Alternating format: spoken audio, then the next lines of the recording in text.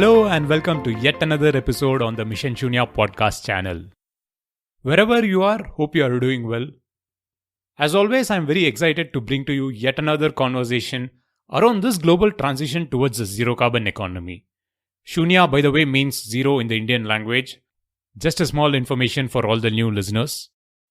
But of course, if you have been following the podcast for long, thanks for your time. Hope I am adding value through the content I bring on the show.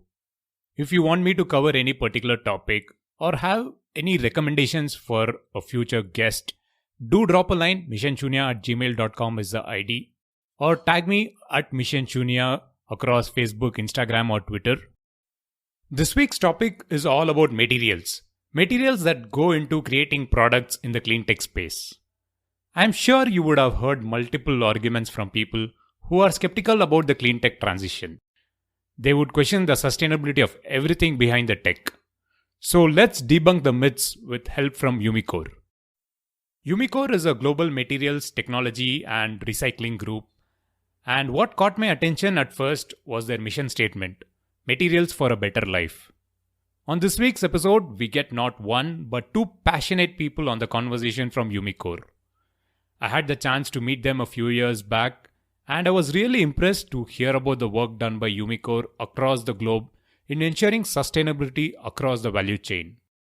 Tom Van Bellinghen is VP OEM Value Chain and Marketing, and through his decade-long career at Umicore, he has been working on sourcing raw materials and now specifically working with auto manufacturers across the world on materials for batteries.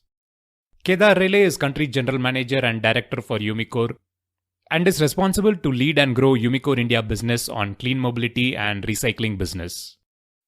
So on this conversation, you'll get answers to most of your questions on how large companies source materials for batteries, ensuring the ethical and sustainable value proposition, and a lot more. So without delay, let's get to the conversation. Hello, Tom and Kedar. Welcome to the Mission Shunya podcast. Glad to be here. Happy to be here, Girish. So, Tom and Kedar, let's begin by looking at Umicore.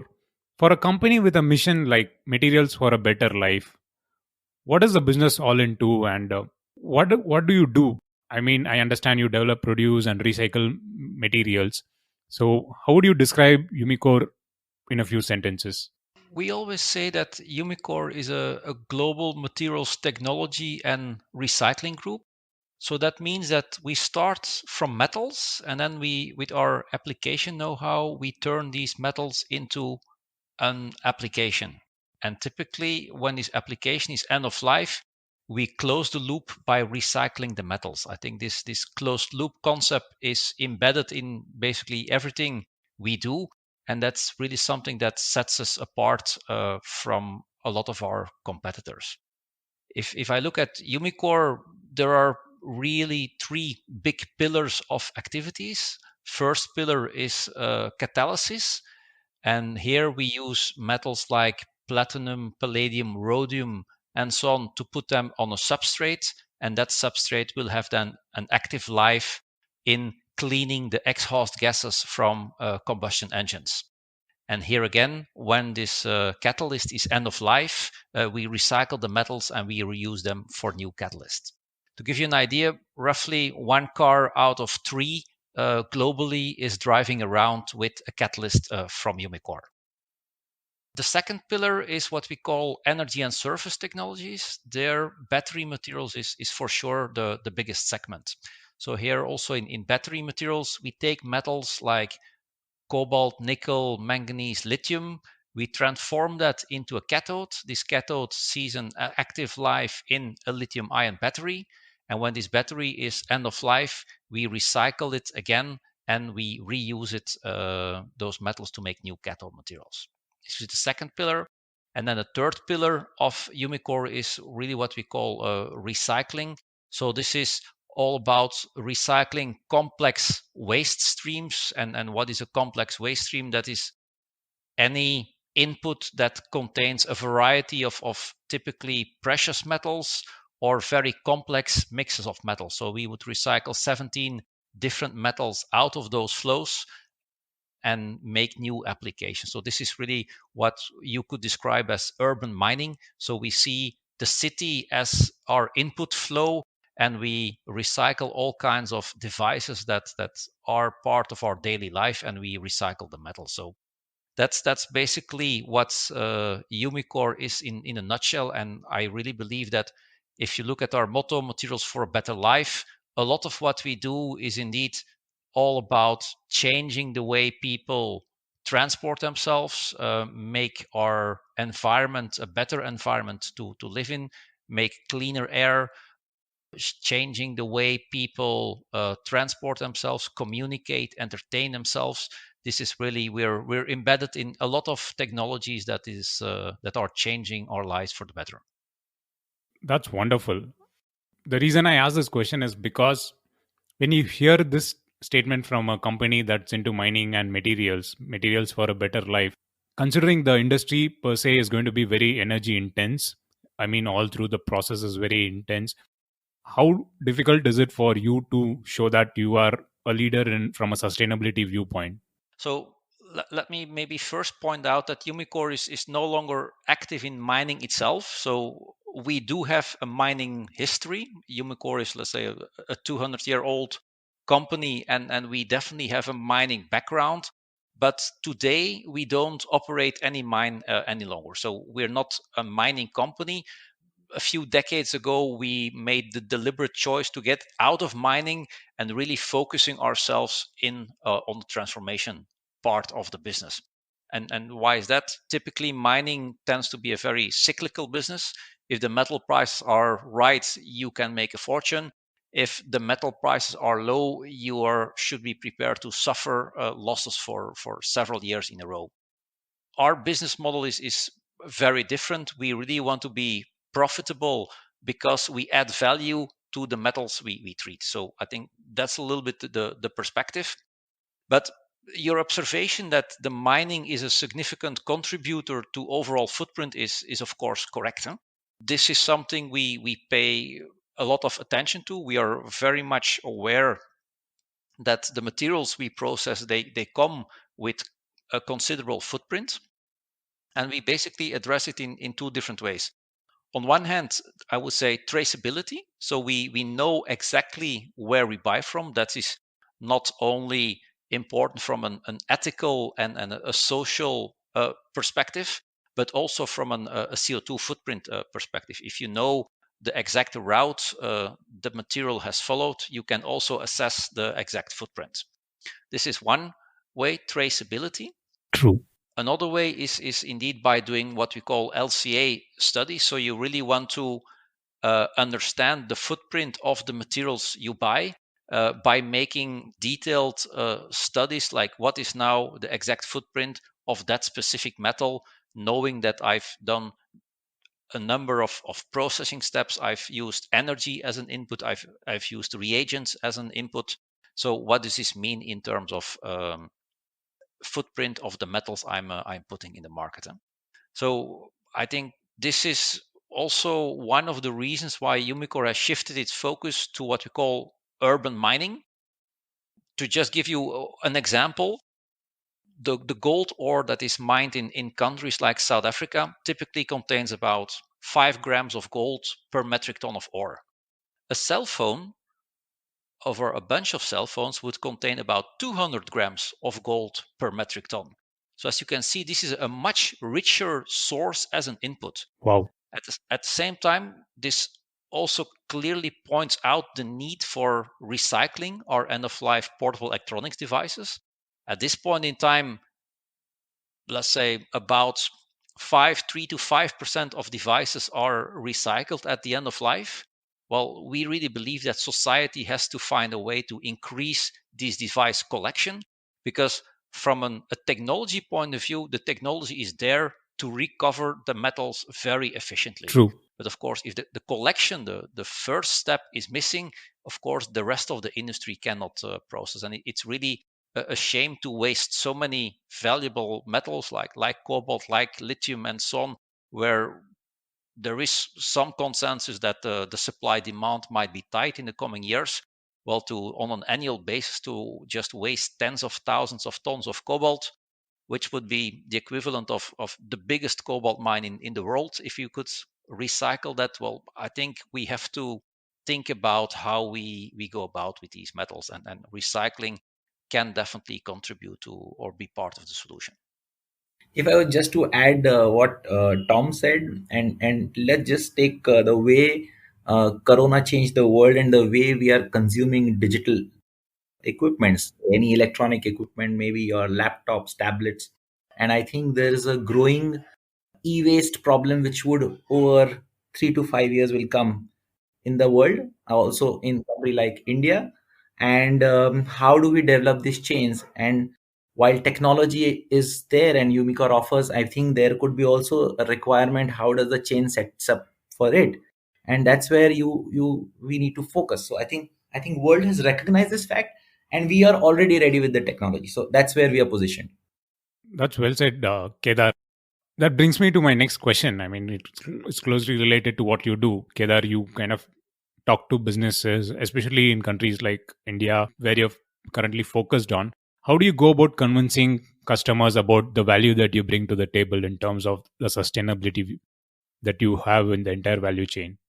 Yeah, I mean, if I particularly speak India, I think there's a growing recognition of this fact that yes, I think sustainability is key pillar, and I think the recovery which we see now today, and even government approaches, I think there is a green element to it. So surely, I think that's making a bit easier rather than a hard sell.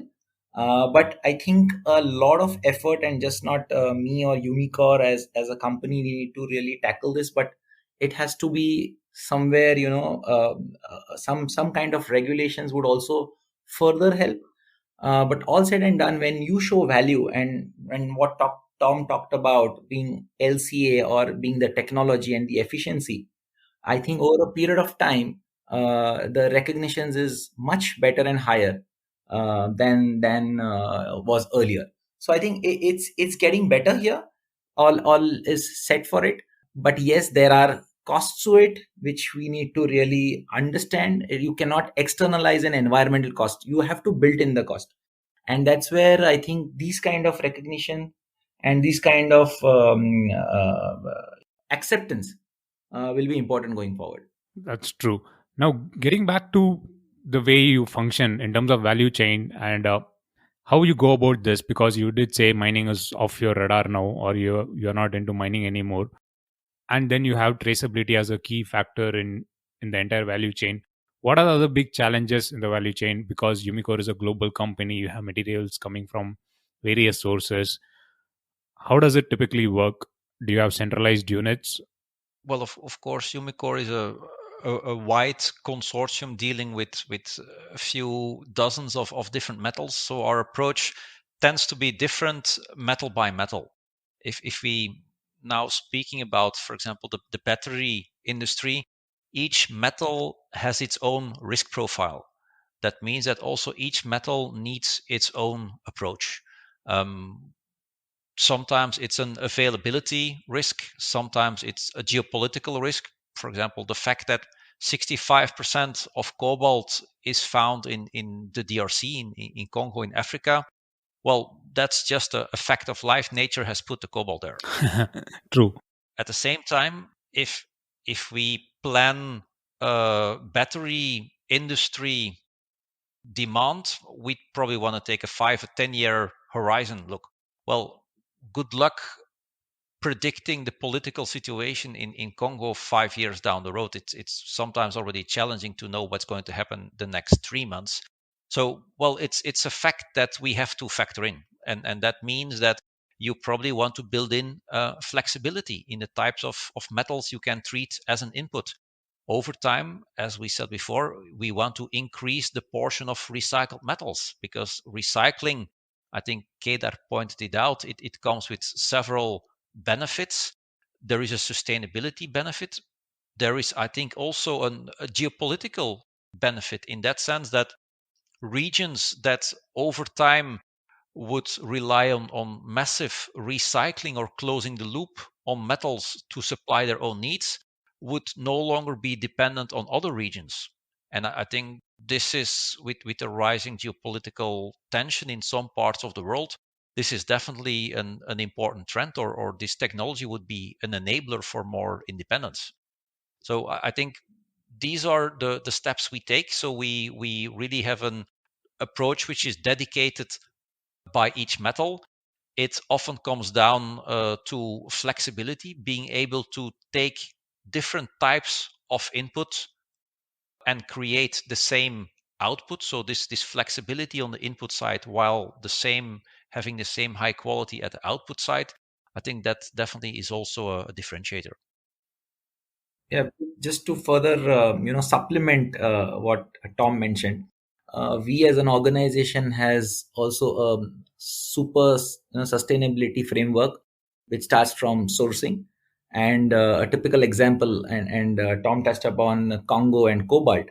So around a decade ago, Umicore decided to only source materials from the players that are fully compliant. So the compliance is the kind of sourcing, the strict traceability, I think is the core at the procurement framework. And if that is not met by any ethical standards or any of the corrupt practices, then we limit that supplies. So in a way, end OEMs prefer Umicore materials because they want a cleaner supply chain. So that's also one adding to the sustainability framework. That's really true. I mean, a lot of companies, a lot of OEMs have this commitment into their own sustainability framework as well. So it all boils down, trickles down the value chain. Now, we did hear about recycling from both Tom and Kedar. Now, what percentage of the minerals in general come from recycling for Umicore? I understand when you scale up and when year on year the demand increases, but typically, like for assume, like if you put X amount, what percentage of it is from recycling? Because I think when we met some time back, you did mention that one of your other interests is to kind of reduce the virgin resources extraction and in the supply chain. So what percentage is that? If you look on a Umicore level, about 60% of the metals we process are come from secondary or end of life sources. So this is a very large amount that really reflects the big recycling and closing the loop nature of our business. And that means about 40% comes from primary resources. I have to add that, of course, this really depends quite a lot of metal by metal. There are applications, typically precious metals, gold, where people will have a lot of recycling incentive, where recycling has been going on for decades, even ages, and there the recycling is very well established. There are other applications where recycling is more difficult, like we supply our battery materials in batteries for satellites. Well, a very nice application, but the practical recycling effort is getting quite difficult. The same if cobalt ends up in paint. Well, recycling paint economically doesn't make too much sense. So for some metals, recycling is always a no-brainer. If you talk about platinum, gold, and so on. For other metals, recycling, the driver for recycling can be a variety of drivers. Sometimes it can be economical if the price of that metal is very high, like we've seen for lithium a few years ago. Recycling for lithium was a no-brainer at those prices. If the price collapse, well, at that point in time, the economical justification might be a bit more difficult. At the same time, there are other drivers for recycling. It could be a legal obligation to recycle, like in Europe, you have to recycle the cars you put on the market. Well, then it's regardless of the economics, you should have a recycling system in place with certain performance targets. So there are different drivers for recycling. I think CO2 can also be clearly a driver for recycling. We typically see that in metals that tend to be valuable, or where the ores tend to be really containing low values of certain metals like gold, platinum, and so on. The recycled metals do come with a much lower CO2 footprint. So also in an effort to bring down the CO2 footprint of batteries and other devices, I think using more recycled sources can definitely be a big help. That's really interesting. You bring in like three different perspectives. One is the availability of materials, minerals, and then the percentage embedded carbon in that, and then of course the price and the regulation behind it. So, in generally, how do you think this will go in the future? I mean, do you think it's going to be driven by regulations, or is it going to be driven by price, or is it going to be the idea that it's the embedded carbon is low? What do you think is going to drive this forward? The entire theme behind recycling. I think the drivers will probably change over time. I think at this point in time, we see, especially for batteries, a strong legislative push. People do it because they have to do it. I think over time and depending on the prices of metals at that point in time, on top of that, you could have an economical driver. I do believe that the CO2 is gaining importance. We see more and more car OEMs wondering, like, okay, what is the CO2 footprint of not only the use phase of a vehicle linked to the electricity that is consumed to fill up the battery, but also the production phase of the vehicle. What is now the CO2 footprint released during the production phase? And there is, of course, a tremendous amount of pressure, not only to make their own processes more efficient, for example, by using green electricity, but also all their sub-suppliers to make those processes more efficient and with a lesser footprint, and recycling can definitely help there. Girish, just on this, and Tom really nicely summed it up. But we all know that resources are scarce, and that's one big trend. And I think that itself is going to be one mega driver, and that's Exactly. what also Umicore believes, and the model which Tom explained at the start, or what Umicore follows, is exactly on this. So I think resource scarcity, and many countries already are looking at critical raw materials.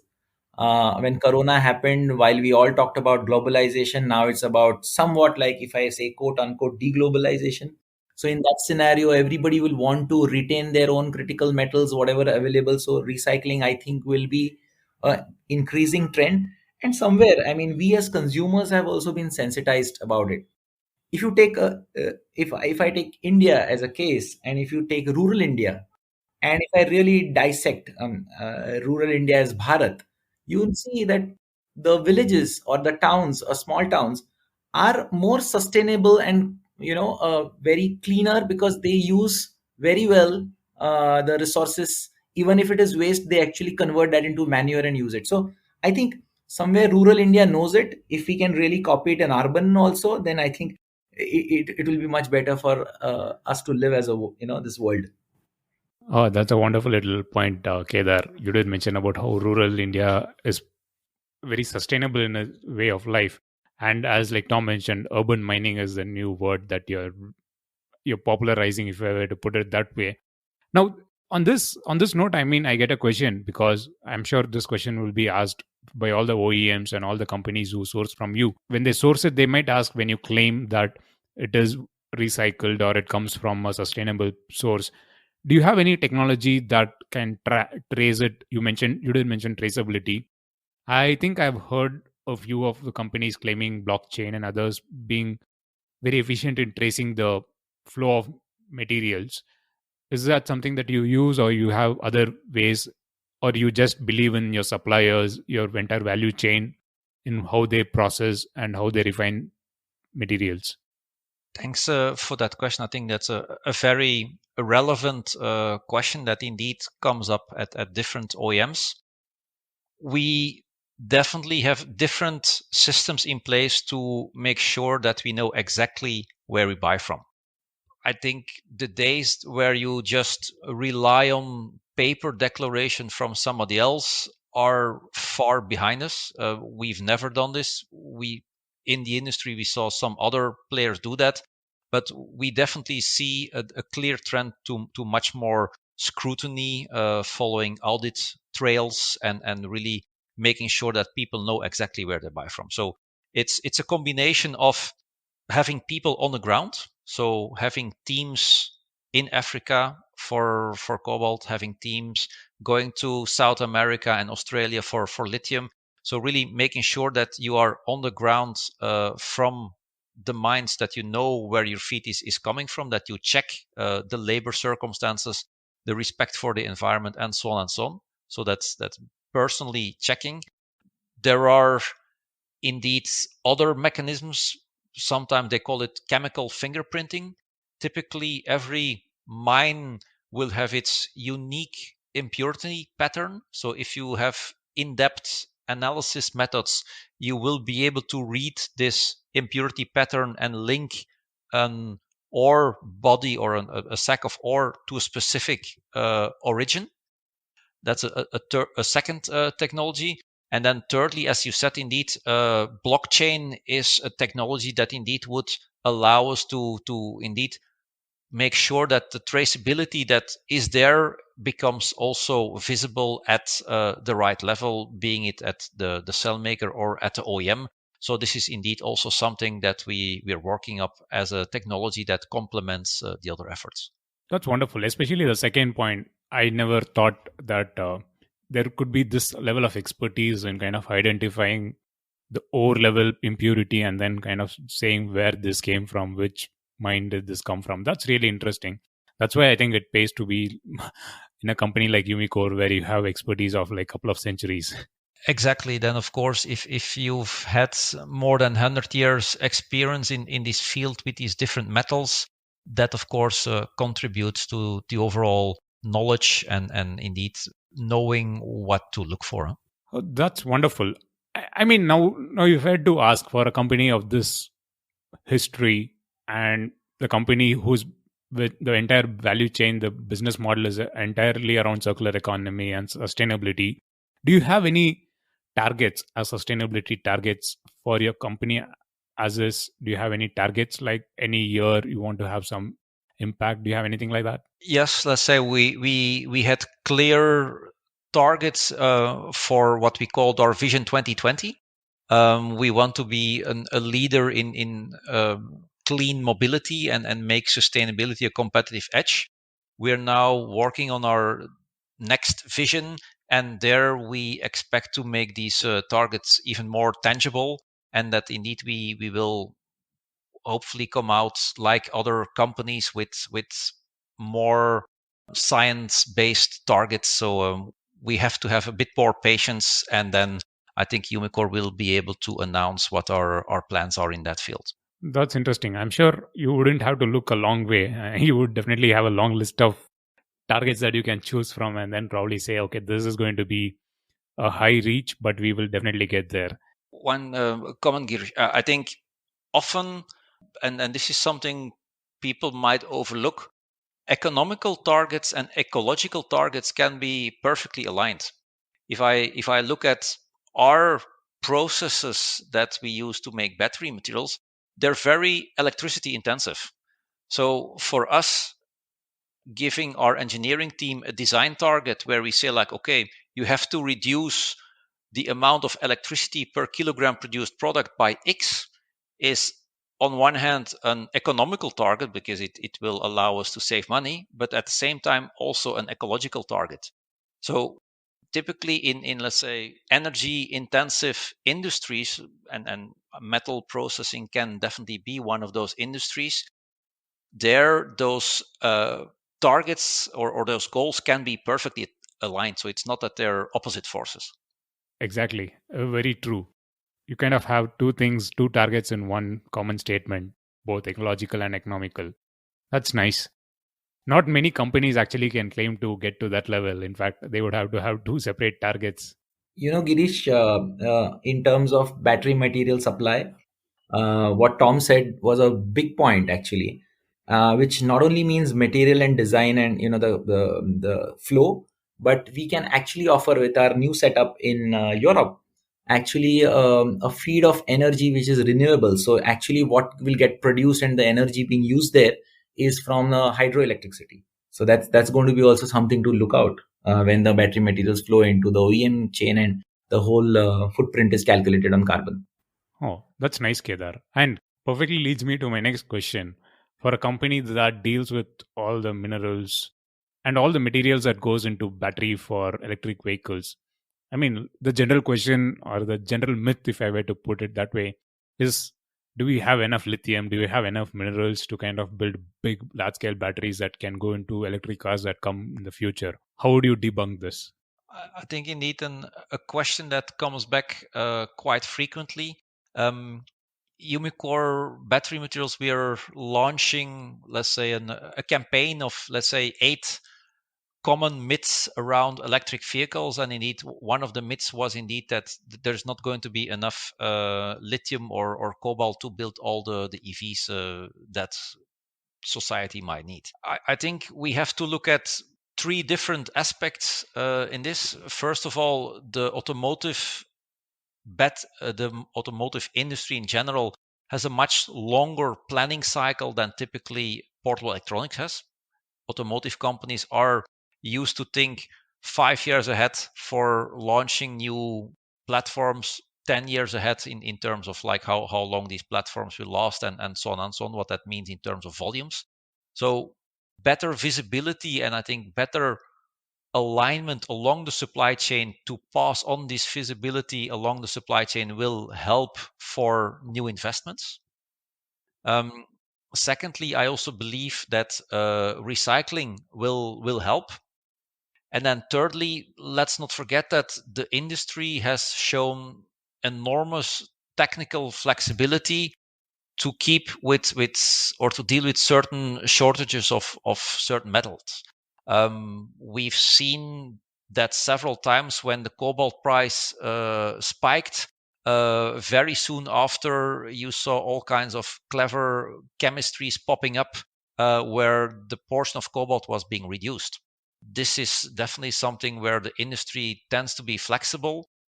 This is of course not something from 1 week to the next that you can easily change that, but there is a trend to be much more aware of the availability of these metals long term.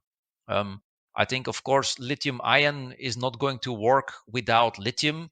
I think the good news is that there is still a tremendous amount of lithium available both in South America and in Australia. There are plenty of junior miners, we call them, new projects that are popping up really all over the globe, in Africa, in Europe, in all different types of the world. You see lithium projects popping up. So I'm personally convinced that there are enough lithium atoms out there. It's a matter of making sure that the investment climate is there to make sure that indeed these projects do mature, and to give some visibility in terms of offtake. So I think if we manage to give that to the miners, I really believe that more projects will come online and that the existing players will continue to expand their production facilities. That's wonderful. That's a good way to kind of debunk this, because you go right from the idea that you will not have enough lithium, but to where how automakers kind of tried different chemistries. As you rightly said, the cobalt content has gradually been coming down, and few will claim that they can go to lithium batteries without cobalt as well. So it's a wonderful future that we all can look forward to, and I'm sure the myth will kind of be debunked soon. Girish, you mentioned something really important on the zero cobalt, and it's a trend we see in the market, but that trend is often the result of 2 opposite forces within OEMs. There is typically the board level force that will say like, well, cobalt has some sustainability concerns. We hear very well-known EV companies announcing that they would go zero cobalt, so we have to do that as well. That's then the board force. And then another opposite force is typically the technical teams that say, yeah, listen, there are some clear advantages in using cobalt in batteries. So cobalt is used for good reasons in terms of performance, capacity, cycle life, power, you name it. And the benefits you get by adding a few percent cobalt, those benefits are definitely so high that they would definitely pay for the price of those cobalt units. So that's a little bit then the technical force. So, but it's a debate that's going on in a lot of OEMs and cell companies at this point in time, and it's a clear sign on how public opinion can influence the debate. I think a lot of the pressure to move away from cobalt is coming from public opinion that has made a certain image about cobalt sourcing, which is often, I would say, not always in line with the reality. I think the reality is that a large portion of cobalt is mined in circumstances which are perfectly acceptable, where I would have not a second of doubt to take my customers to those mines and show them the exact working conditions in those large operated mines where people work with automated equipment, they wear their protective equipment, and so on and so on. So this is the reality, but there is indeed a small fraction of cobalt which is mined in not okay circumstances. Umicore is not buying those sources, but that image radiates off to the whole industry. And I think these changing public opinions might have an even stronger influence on society going forward. If you see the activity, Youth for Climate, so protest against pollution. I think also the way typically the internet generation looks towards owning a car versus renting it, or having different transport models. I think a lot of that is going to change in the next years. Like car sharing and so on will have a tremendous impact on our whole industry, I believe. That's a very interesting point. I mean, it definitely was a very powerful point if I were to say it that way, because not many could have made this as convincing like the way you did. Because, and that clearly shows that Umicore as a company is both a technology player and also a player who understands the business, the entire value chain, and that's a very convincing argument. And I'm sure that will help people understand the real dynamics of the large OEMs and how everything plays out in the open. Tom and Kedar, it was an absolute pleasure. But before I let you go, you did mention about the significance of recycling and why is it so important in terms of having the minerals really conserved. What would your tip be to anyone, any common man, or common citizen listening to this podcast? How can they be more eco-conscious and do some small act that can have a positive impact in their lives? Yeah, I think there are a lot of different steps people can take. It's about considering your lifestyle. Maybe eat a little bit less meat.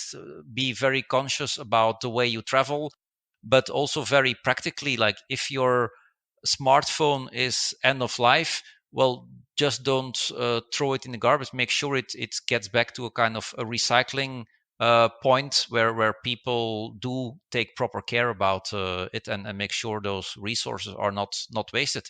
And very important also mention it. If you go into a shop and ask a question, and I think in a country like India, where the population is quite big, if only 1% of consumers would start asking these kind of questions, this would be a tsunami of input from the market to the people that make products, and they would be so much more aware that people do care about that. And I think that can be a very powerful force to to change the industry, because people will always listen to what their customers say. They might listen to what their suppliers say, but they will definitely listen to what their customers are saying. I think really powerful, Tom, you said, and that's true. I think if consumers and we all each, as we are consumer ourselves, I think if we can do that bit of just managing to live a lifestyle which at least helps the environment in minimalistic way being affected, and whatever we consume, if we can see that it finds a route to be recycled and demand for it, I think a lot can change in this world and support what we started with urban mining. So that's my thought. That's wonderful. A powerful statement from both of you to kind of end this insightful conversation. And it's been an absolute pleasure having both Tom and Kedar, and of course, representing Umicore and talking about what goes behind in building a closed loop circular economy value chain, and especially in a crucial sector handling materials for batteries and other consumer electronics and every gadgets that goes into our homes. So thanks for taking time to join me on the podcast. Thanks a lot for having us. It was really a pleasure. Thank you, Girish. So that was yet another insightful conversation on the Mission Shunya podcast. Hope you found it useful. You can find out more about Umicore by visiting their website, umicore.com. You can connect with our guests Tom and Kedar on LinkedIn. The links, as usual, will be in the podcast description and on the website missionshunya.com. And if you like the story, give a rating and write a review on Apple Podcast. Share it with 3 people in your network. It just takes like 30 seconds. And it definitely helps in getting the message to a wider audience. So with that, this is Girish Shivakumar signing off. And as always, thank you for listening.